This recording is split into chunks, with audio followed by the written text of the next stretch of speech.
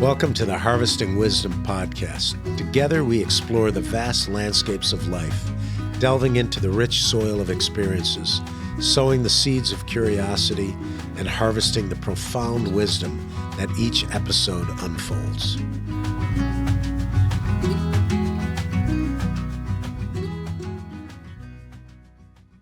This is Mike McMahon. I'm your host of Harvesting Wisdom podcast, and I am in Kyrgyzstan and Bishkek today with, let's see if I get the name right. I've pronounced it here as Zhyrgal Kozhomberdiev. Yes. Close enough? Okay. Pretty well pronunciation. Yes, I miss it even when they're simple. But you are with Alatoo, Yes. which is a nonprofit organization, Exactly. and you operate here in Kyrgyzstan, and you work primarily with pasture grading and with communities and ranchers and students. So welcome to the show today. Appreciate you being here. Let's get started by you talking to me a little about where you're from. Like what motivated you, and how did you get to where you are today? Yeah. Thank you so much for inviting for this podcast. Okay. So my name is Zhyrgal Kozhomberdiev. I am originally from Kyrgyzstan, from north part of Kyrgyzstan, which is called the Ecological region. Yeah, I was born there and grew up there, and then after the graduation, I came to Bishkek to study at the university, and I studied environmental engineering. Okay. And then after the graduation from the university, I went to work for the National Academy of Science on the forestry department. And then working there, I met some experts from Camp Alatoo. It was 2010 somehow. Okay. So they invited me for the training, how to work, how to manage properly the pasture management, and then I was interested to work with them, and then I started working for the Camp Alatoo organization, starting from 2011, 12. So it's been a while, been a journey. Yeah. Before we get into that, what you guys do specifically, tell me about the organization itself. It's from, originally it was founded with some people from Switzerland. Exactly. And but now it's an NGO based right here. Yes. Early 2000, starting from 2000 until 2004, there was a regional project implemented by Swiss Development Agency. So they worked here in 3 countries, in Tajikistan, in Kazakhstan, and in Kyrgyzstan. So they have implemented project to support local livelihoods. It was also pretty related to natural resources management. And then after the implementation of that project, the project team, they decided to establish an NGO, because they wanted to use that potential created over 4 or 5 years. And they established 3 different organizations in 3 countries. So Camp Consulting in Kazakhstan, Camp Alatoo in Kyrgyzstan, and Camp Kyrgyzstan in Tajikistan, 3 countries. And Camp Alatoo, since 2004, so we are very active in Kyrgyzstan. And we also support the other countries, bringing our successfully piloted approaches to them as well. We are active in 5 different fields, let's say, and Pasture is one of them. So we have 5 different fields. One is environmental education. So we work with schools, universities. We try to develop the curricula for them based on the local material itself. So we really lack of local materials in curricula, like in geography and biology, etc. And the second is energy efficiency. Yeah, we help people isolate their houses to economize the energy, so they use. And the third is wildlife conservation. quotas, the biodiversity conservation. And the fourth is land use, sustainable land use resources. And the pasture, one of these thematics within that land use. Yeah. And what else? We are active on water management as well. So as you know, the water is a big issue in Central Asia, so we are also active in that directions. And many people, they think that the Camp Alatoo is associated with pastures in Kyrgyzstan because we have many projects on pasture management. Oh, so let's frame it a little for obviously people who are watching this in Central Asia have a pretty good idea of everything you're talking about. But for people who might be in North or South America or Europe, let's talk about it. Kyrgyzstan is probably one of the luckier. So it's, when we talk Central Asia, it's pretty much the five countries, right? And right now, Alatoo is in three out of those five.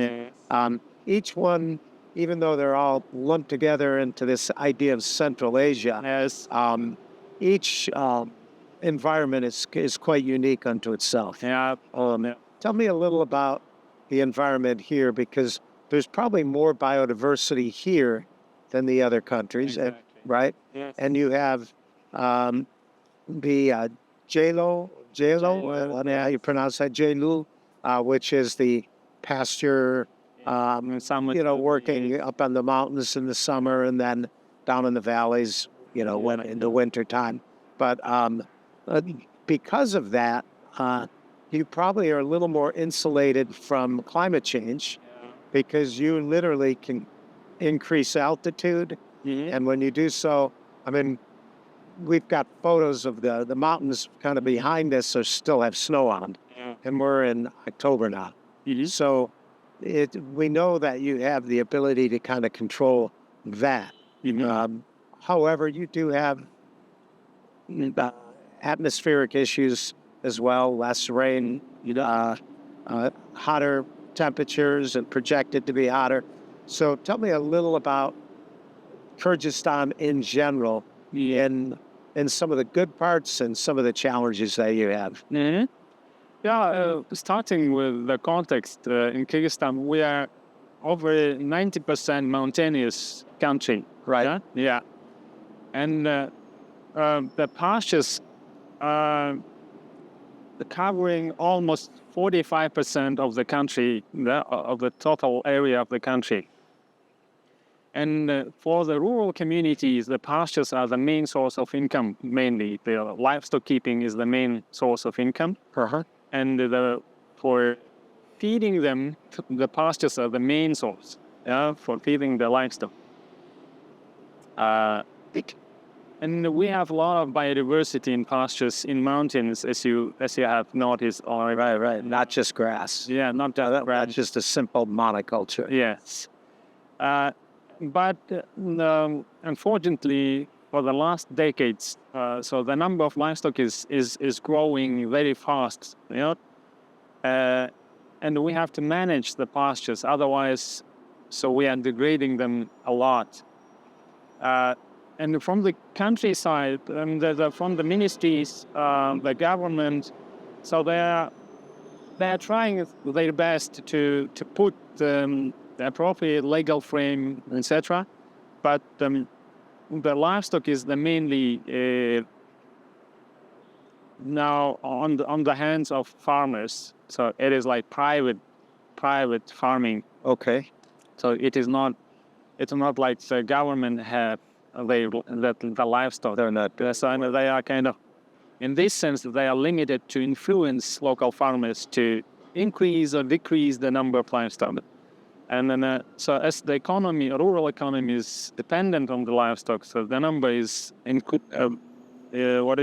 constantly growing. Right. And this is the main challenge we're fighting in order to avoid degradation of pastures.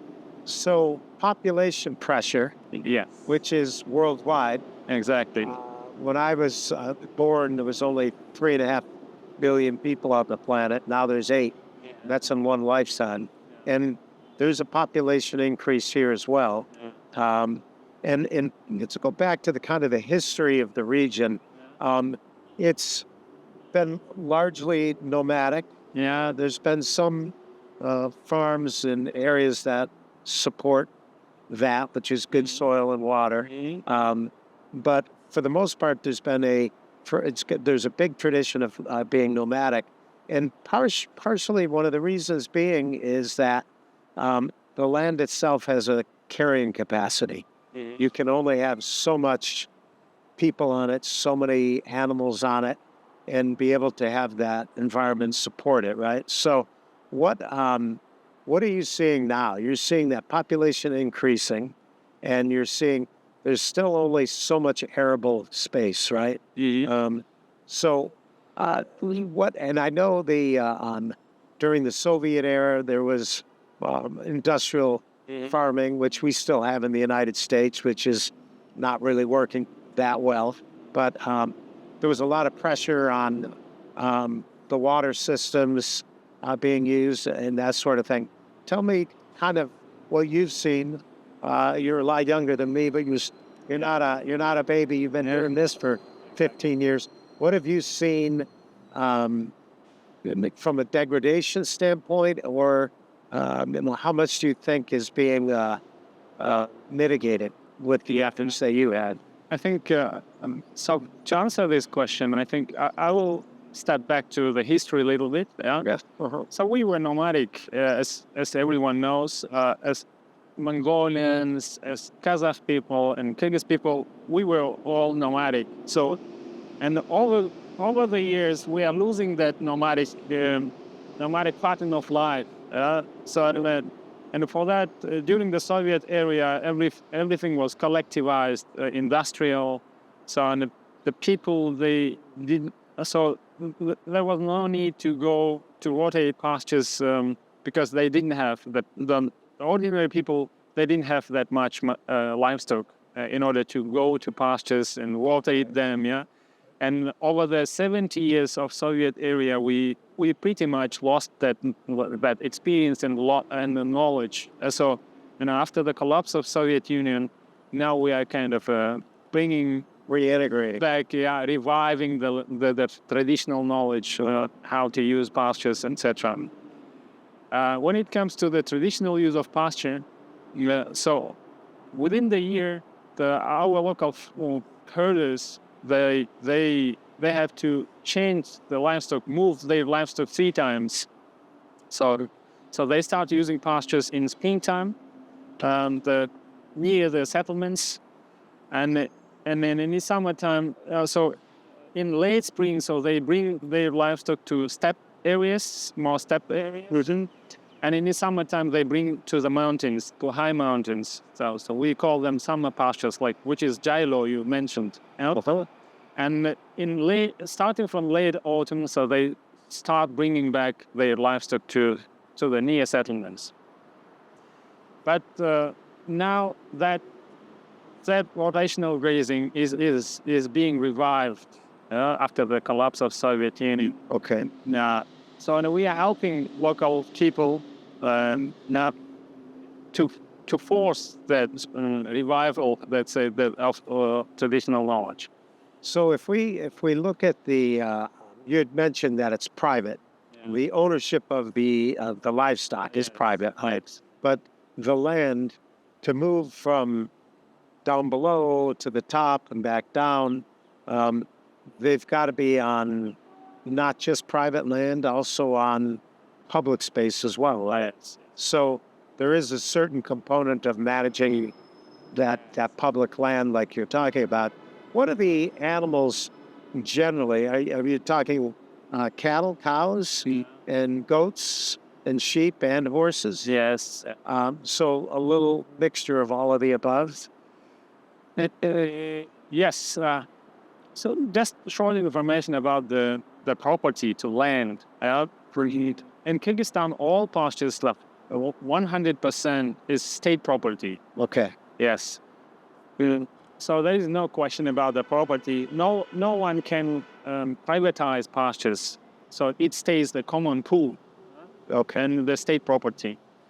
And when I say common pool, everyone has access to use pastures, but they cannot privatize it. But the management, it says the mandate to manage those pastures is delegated to local authorities on the local level. So, and when the local authorities plan and implement those plans, the local communities are pretty much involved in that process. So, we push that the local communities, they are engaged in that process. So, and their knowledge are reflected on that, on those plans. So that's the governing of the commons, so to speak, and it's done on a local basis, which is probably the best because they have the best understanding of their very little biosphere that they live in. But so let's talk about some of the tools that are used. I want to continue giving the information on that, the type of animals. Yeah, so it depends from the region. For example, in Balkan, so they mainly have goats due to the regional specifics. In northern regions, so they have yaks, some yaks and horses and sheep and cattle. But during the Soviet era, we used to have more sheep in the countries. But now we are more focusing on cattle, and because the market is saying this, so people, so they're trying to sell more meat instead of keeping the sheep. So now the number of cattle is increasing. And each animal has their own environmental impact. Yeah. Each one, and of course, based on some of the severity of the climbs, like a goats might be a little stronger to go up the hills, and than maybe traditional cattle would have a little bit harder of a time to do that. Mm-hmm. But that gives us a pretty good idea of how it's all working. But I would go back to the tools. Local authorities, are they using a method of inventorying so they know the number of animals per hectare and that sort of thing, and that's part of the management tool? And then to move the cattle or the yaks or the horses or whatever, are you using any devices, electronic pasture management, that sort of thing? Yep. So that's a big question, actually, to properly calculate the carrying capacity of pasture plots. Uh-huh. So under this methodology of calculating carrying capacity is pretty much discussed among scientists, whether we have to use it or there's another tools which is better than the carrying capacity calculation. But we use these geo-botanical maps done during the Soviet time, and using that geo-botanical maps, we help local communities how to calculate the carrying capacity, which is like carrying capacity and grazing norms are the same. Yeah, I mean, and local authorities, they do not have that capacity to digitize those maps and calculate the carrying capacity. And in these terms, we come for help them. So we help them with that. Okay. And there is recently approved decree from the government side how to calculate grazing norms. There are formulas how to do it. So we supported to approve that, to develop that decree, and it was approved. But the technical side of that, the digitizing it, mapping it, calculating is on our hands. So we help them. Oh, that's a lot of work, and it's interesting because those calculations are only as good as your practices. Yeah. So if you're moving your animals well enough, and you're not completely depleting the grasses and the plants, and you have the ability of that regenerating, then you're actually able to increase the inventory. So tell me some specific examples of what's gone wrong. Are there any areas that have been completely desertified? Is there hope for bringing them back, remediating them? And then tell me with some of the things you've been working on that people are saying, we get it. We understand what you're doing. Yeah. So having those numbers, concrete numbers, how many animals you can graze, so put in one allotment, is one thing. So we have those numbers now for each pastures, but forcing people to fit that number is another issue. Yeah, because number of animals are increasing, as I have already mentioned. So and also inventorying the number of animals are also a big issue. So of course, national statistics of Kyrgyzstan, so they are counting the number of livestock each year. So they have specific form for that. So they count the numbers on each farming unit. But they are still for 30% is not accurate that much. Sure. So any survey we do. Yeah. Again, you have to survey. We have pretty much numbers with veterinarians because they put vaccination, etc. So we always use those numbers for planning. Yeah. Not the state numbers. The state or the farmers each have their own. Yeah. So purposes to do veterinarian numbers. So with veterinary specialists, those numbers.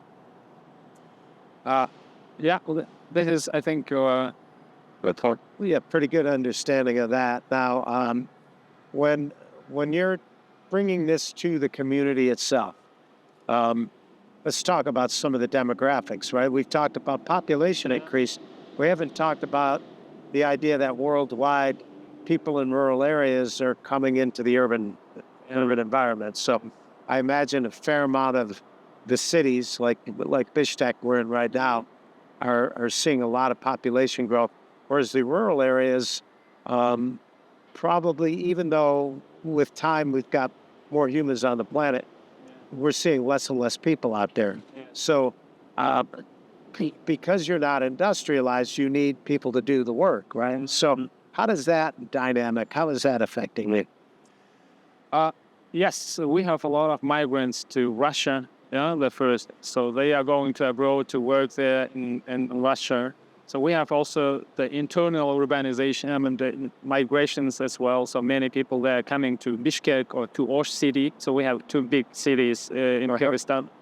Now in Bishkek, I think the population is over 1.5 million, which is like huge. Yeah, Starting to get big. it is huge. But nevertheless, we still have some growth in the rural areas because so it is not like in European countries everybody wants to go to urban areas. So we still have some resources. As pastures, and life is much easier. Not comparing to urban areas, for example. Yeah, so you have to go from to work from 8 to 8. A little more enjoyable. Yeah, lifestyle. Well, it's like more enjoyable. Yeah.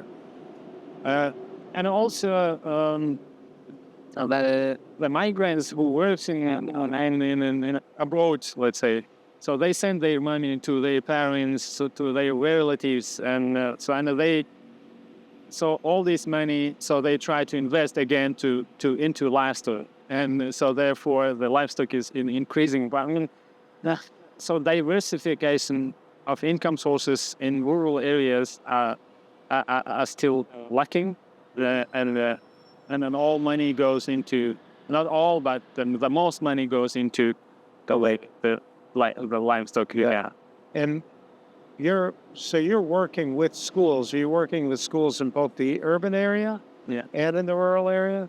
So what's the intention of working in this? So we mainly work with rural areas, and we see that number of school children growing even in rural areas. Right. So in urban areas is pretty a lot compared to rural areas. Yeah.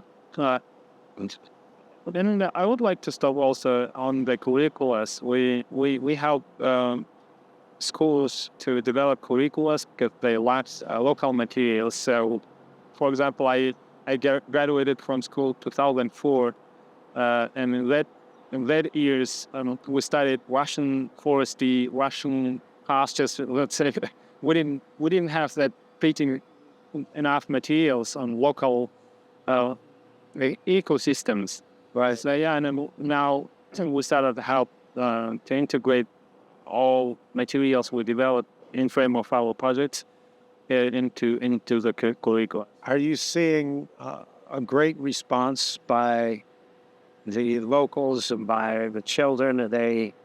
Is this motivating them and inspiring them to kind of come back to a tradition that's been lost for probably their parents and their grandparents before them, as their great grandparents probably now that knew some of these nomadic traditions. And I guess that the concept is it was in balance. 100 years ago, things were in balance. The environment, so it's truly regenerative. It's an overused word now, regenerative, but it was truly in balance because you were not anywhere near your carrying capacity, and the environment was able to be resilient enough to continue to thrive. So where do you see it with the students now? What are they picking up on? Are they understanding this? They're going back into history a little, but they're all also understanding some of the new modern techniques you were showing them. Yeah. So when you work with local communities and you use their knowledge, so and you use the materials which is close to them, so the feedback is always positive from their side. So they kind of feel ownership to that knowledge, to that materials. Yeah. And so you have always positive feedbacks from their side and that ownership as well. And so they try to contribute. So from their side, From what they know. Yeah. from what they know, so they are always interested. Yeah. So you are not talking about somewhere else, but you are talking about their land, about their livestock, their lifestyle, and so in this sense we can see very high buy-in from their side. And of course, so we cannot always saying that. So we have to bring the 400% the traditional knowledge, but ignoring that the technology is now developing. Then we try to develop mobile applications, web platforms for them to simplify their work. For example, for pasture managers, so they have to work with maps. They have to plan how many animals they have to put. And all these things is very hard work on working on paper. So we help them to develop web application where they can virtually plan the grazing. So via such helps from our side, we try to revive the traditions and integrate the technologies as well. So give me some examples of what's worked and maybe some examples of things you've seen that, make you a little sad about the direction of or the land, because that's what really we're talking about is that land management, right? That having a healthy soil, a healthy ecosystem. So what did you see, and maybe it was 10 years ago or 20 years ago, what did you see that was a perfect example of things that went wrong? And tell me some good examples of things you're seeing that are working now. So the tendency, so the degradation is increasing in Kyrgyzstan, the of pastures. although we are trying to work with local communities, bring new technologies, etc., but due to the increase of number of livestock, the degradation is increasing. So therefore, Ministry of Agriculture, starting from last year, so they started sowing. What is this? So sowing New plant material in. Yeah, it's a new seeds on degraded pastures. But over the 10 years, if you take the unpalatable species, like uneatable species for livestock is increasing. So we can see some bush encroachment in pastures, for example, in Susamur Valley. Now, the Ministry of Agriculture has a big headache with a bush called Karagana. So they are trying to fight that Karagana. And these kind of examples, many, so you can find anywhere. And the more stemmy species plants, are taking over because they are not palatable in the course of overuse. So they take advantage and so they are seeding more seeds. So you're looking to resow endemic species, foundation plants that are co-evolved with the biology and with the animals rather than invasive plants that might be not really suitable for anybody in the environment. Have you worked with any particular community or farm where what you're doing is actually working and they can see it? So now in Kyrgyzstan, the administrative territorial reform is ongoing. But before that, so we had 454 local self-governments, local authorities. 454. 454. And then out of these 454, we have worked with almost 170, so almost like half of so we have worked with them directly, and we have applied our tools and approaches to that, starting from the north region and ending with walnut forests in the south of Kyrgyzstan. Okay. So we have pretty many examples. For example, in Narin, one of the successful approaches, so we help them. So we have most degradation in near settlements. So because they stay there longer. In winter time and in springtime longer compared to other types of pastures. And so instead of using winter pastures in winter time, we little helped them to produce enough fodder for winter to keep them in what is it called in English language, in stables, right? So we help them with seeds so they can produce enough fodder. These kind of things. We help them to improve infrastructures, to improve bridges, construct bridges, roads in pastures, watering points. In some cases, so they do not use some pasture plots because they lack their watering points for livestock. So you have to provide water there. So Esther close in order to start using those pastures. These kind of So let me have it. I've got two trains of thought, and I'm going to forget them, so I'm going to get them out. But you can answer them when you want. But one of them is energy. We talked about energy, right? Energy is something we need on the planet, no matter what. And in Africa, we see a lot of communities where, because they have a lack of fuel, they have a lack of gas, no nuclear, they have very little. They will go into the bush and cut trees down, and then they burn that, and then they use that for their cook stoves and for making brick. Where are you at from an energy standpoint? Are you feeling like you're losing that battle? Are you getting into more passive ways with solar or wind, or are you seeing degradation with forests being cut down as well? So illegal logging of forest was an issue after the collapse of Soviet Union, and it continued about 15 years. So, and those years we lost a lot of forest. Okay. But now we don't, because I think, if I'm not mistaken, about 80% of materials come from Russia.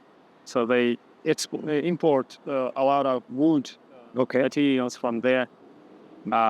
So there is no, I think, problem with illegal cutting of forests. That's a good part. Yes.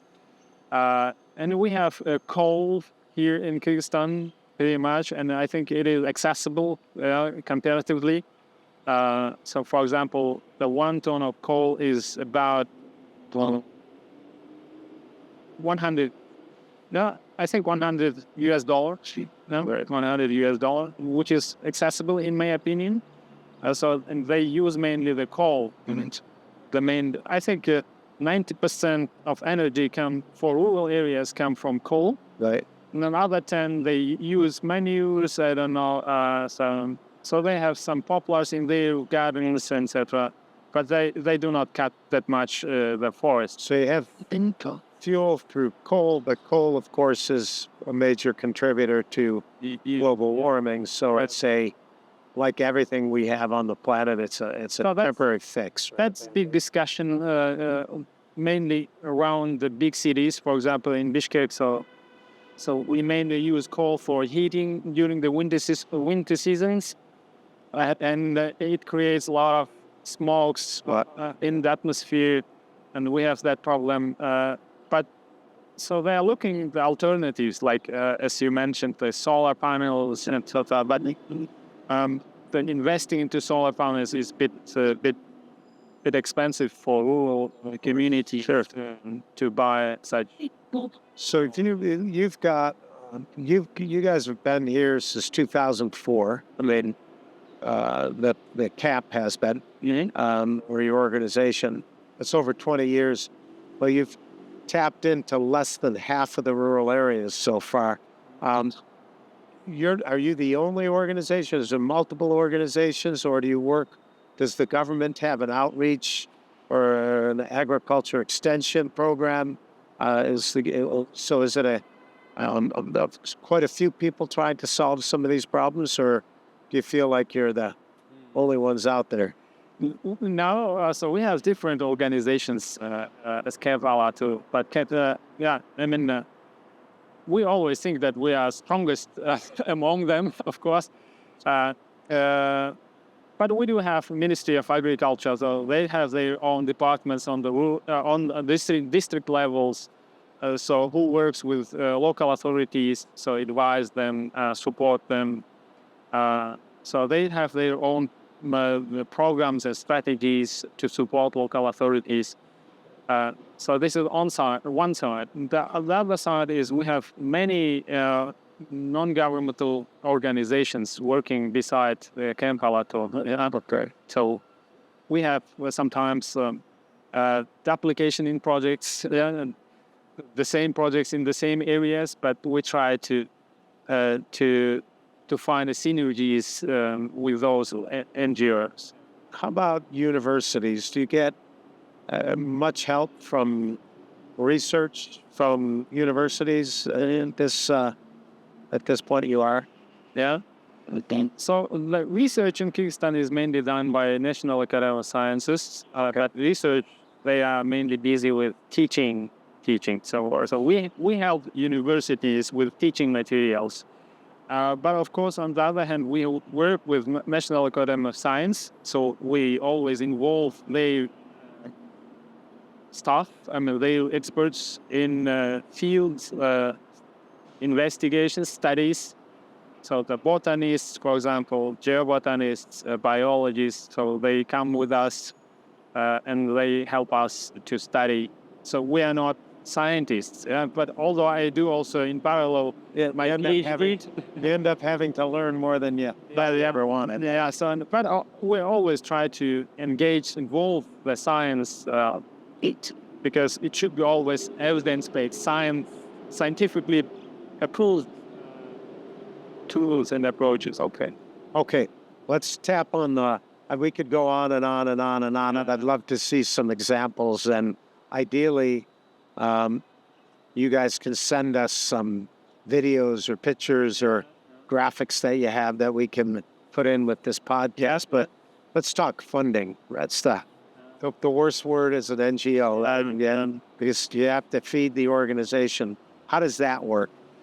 So we're mainly project-financed organization. So we do not produce, for example, except the knowledge and experience. We don't produce something which can be sold in the market. Right.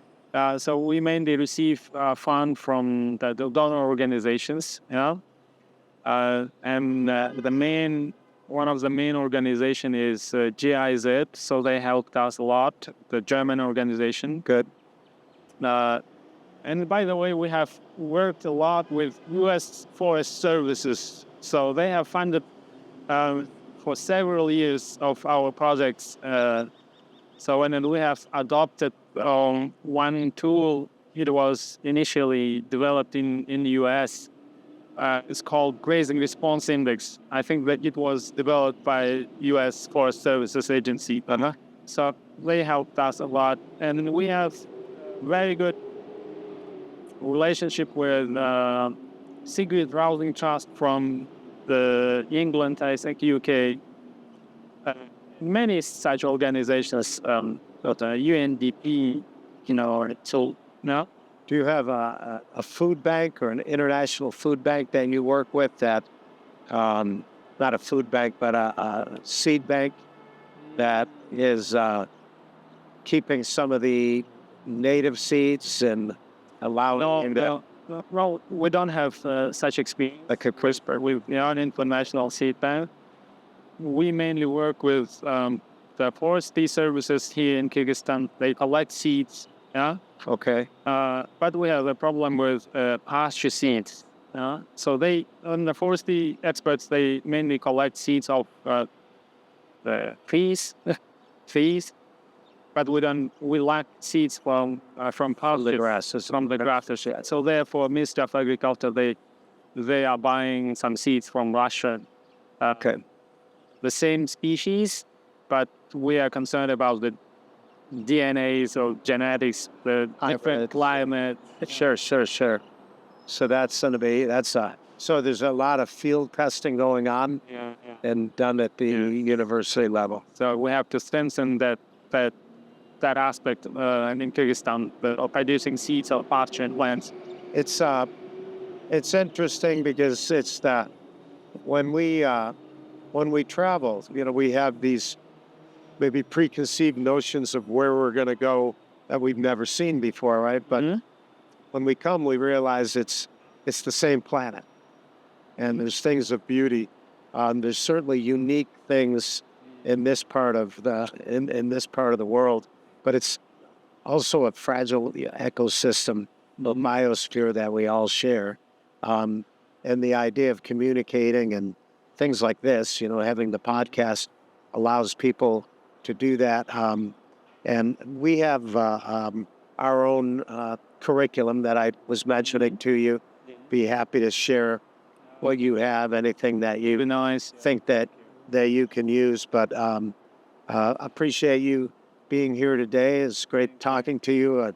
Next time I come, I want to go out and see some of it. We'll be traveling in the country for the next couple of days, and I'll finally get out of the city.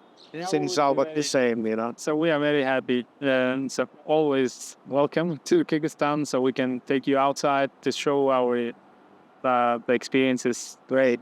Yeah, we're doing an ecotourism in Africa for mostly college students, but we're toying around with the idea of doing some here and in Mongolia, because these are places that American colleges, typically the kids don't come.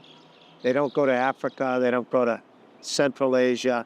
They'll go to Europe or South America and look at buildings and things like that. But This is a way of bringing more people together that share the same, love of the planet, I guess, and of communities. So, but I appreciate you being here today. Thank you so much, and we'll stay in touch. Thank you. If you guys like this podcast, please like us, subscribe to us, and follow.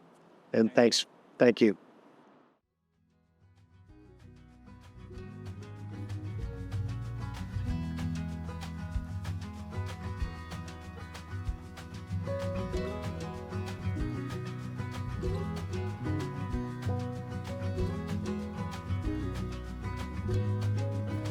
Thank you for joining the Harvesting Wisdom podcast.